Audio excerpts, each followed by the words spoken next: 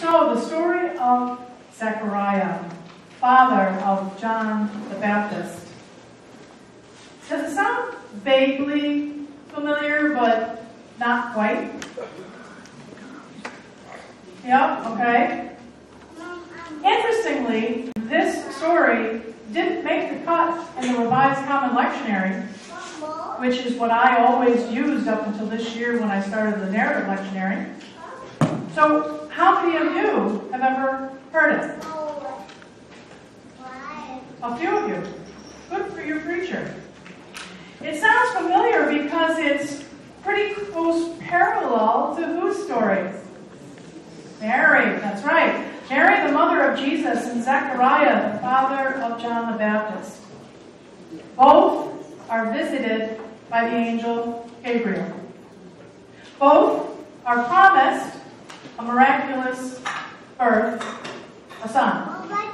Both are equally unfit to have a child. Zechariah's wife is barren, and Mary is a virgin.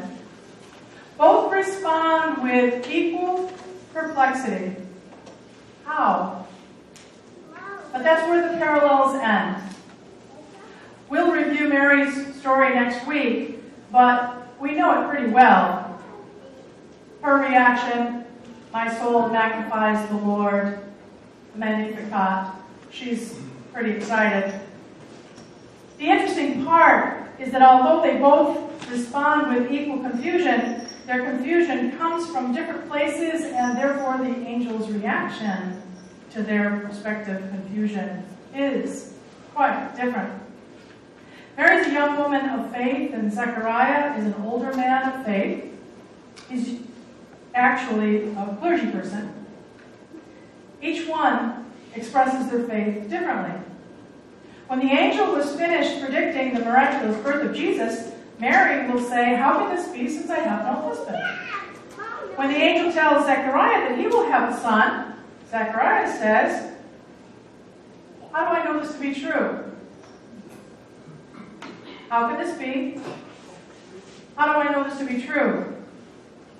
Zechariah asks for more evidence. Mary just asks for an explanation. Zechariah implies he isn't convinced, and Mary simply says she just doesn't understand.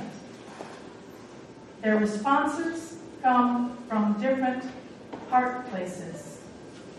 Zechariah's unbelief was preceded by a life of godliness and followed by a life of godliness. Zechariah's unbelief could be compared to Peter's 3 denials of Christ. It was a temporary lapse, not a way of life. None of us trust God's promises perfectly every single day. And with time, Zechariah comes around. 9 months to be exact, when John is born. The good Lord gives Zechariah what he needs, and God often does that. God gives us what we need. And that's where joy comes in. That's why, as children of God and followers of Christ, we are drawn to joy. The word joy appears 222 times in the Bible. Yep, I sat there and counted them. Okay, that's just a story. There's a lot of war, a lot of famine, a lot of hardship in the Bible, right? And 222 times, joy emerges.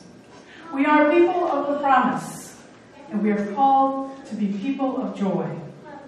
In the letter of Galatians, Paul writes, "The fruit of the Spirit is love, joy, peace, patience, kindness, generosity, faithfulness." In his letter to the Philippines, Paul writes, "Rejoice in the Lord always. Again, I will say, rejoice. Let your gentleness be known to everyone. The Lord is near. Do not worry about anything, but in everything by prayer and supplication with thanksgiving, let your requests be made known to God." And sometimes life is difficult. We look around us and we see children without lunches. We see families in dire need because they're receiving fewer food stamps than before. We listen to the news and hear that an argument in a mall resulted in someone taking out a gun and someone being shot. We drive through town and we see homeless people pushing grocery carts that hold all of their earthly possessions. We don't live in a perfect world. We hear the prayer in Psalm 31. In you, O Lord, I seek refuge. Do not let me ever be put to shame. In your righteousness, deliver me. Incline your ear to me. Rescue me speedily. Be a rock of refuge for me, a strong fortress to save me. You are indeed my rock and my fortress. For your name's sake, lead me and guide me. Take me out of the net that is hidden from me, for you are my refuge. Into your hand I commit my spirit. You have redeemed me, O Lord, faithful God.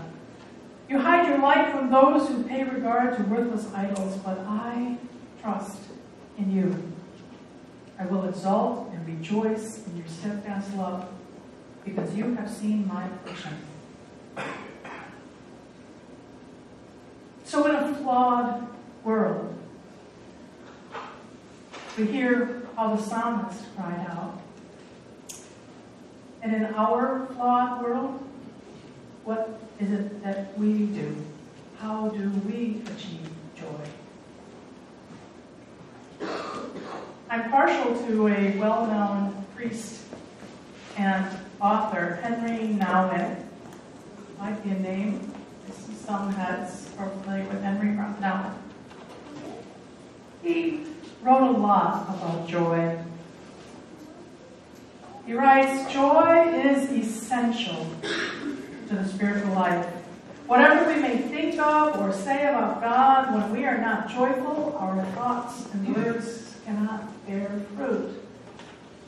Jesus reveals to us God's love so that God's joy may become ours and that our joy may become complete.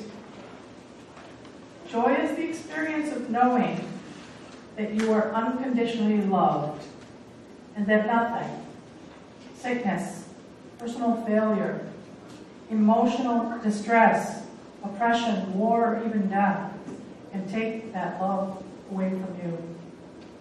Now it explains that joy isn't the same as happiness. We can be unhappy about many things, but joy can still be there because it comes from the knowledge of God's love for us. Always. For me, I see that once again we are led to a choice. We need to realize that we have the ability and responsibility to choose. Now it says joy does not simply happen to us. We have to choose joy. And keep choosing it every day. Today in our story, Zechariah is not in a place where he can choose joy, but his story isn't over yet. There's more to his story, and he will choose joy because once again God fulfills God's promises. May that be a promise to us as well. I leave you with a beautiful blessing that Paul wrote in Romans.